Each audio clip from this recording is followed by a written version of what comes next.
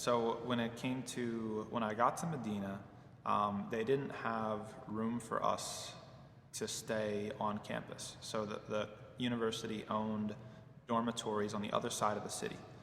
And so they would actually have buses and would bring us to campus every day.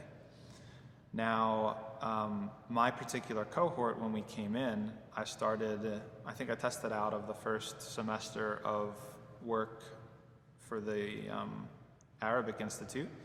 And so I started at level 2. And again, I think they were out of space in the Arabic Institute, so we had night classes. So our mornings were free. And one of the pieces of advice that I got when I first got to Medina was, go, after you get acclimated, a week, 2 weeks, go to the Haram, go to the Prophet's Masjid, and get yourself signed up to a Quran halaqah, because it's the only way to really learn the Quran. And not just memorization, but to pronounce it correctly, and et cetera, et cetera. So I wanted to do that. And so I went around to some of my friends that were in the same situation. We're like, hey, the Quran halaqahs that are going on are after Fajr. Okay, we can't make the ones in the evening because we're at the university doing our classes. And so we're all new students. We're all, students are generally not of means. We don't have money. We didn't have transportation. No one had a car. And even the people that we did know that did have a car, the upperclassmen, they were at the university in the morning. So we're on our own. So me and a group of guys just got together and said, you know what? We want to go and take advantage of this, so let's just go. Let's just sign up. We were at the Prophet's Masjid in the evening, and we signed up for a Quran class. And in the morning, we don't know how we're going to get there. We're just going to start walking. And so we left the dorm, tawakkal ala Allah. We started walking, and it's about where we were. We're in the neighborhood called Rabwa, and it's about a 50-minute walk, 50 to an hour, depends on how I walk fast. But it's about an hour walk from Rabwa to the Prophet's Masjid.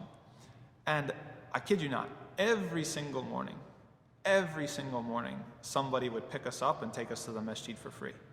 Not a single day did I actually make the entire hour walk all the way down there. I would have to make the hour walk back because people weren't coming out at the same time that we were. And people wanted the reward of bringing people to the masjid. And this is for free.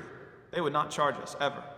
I think maybe in my entire time doing this, maybe one person one time asked for money, and then we're like, come on, man. And he was like, all right, just get in. But that was something that started, and it was every single day.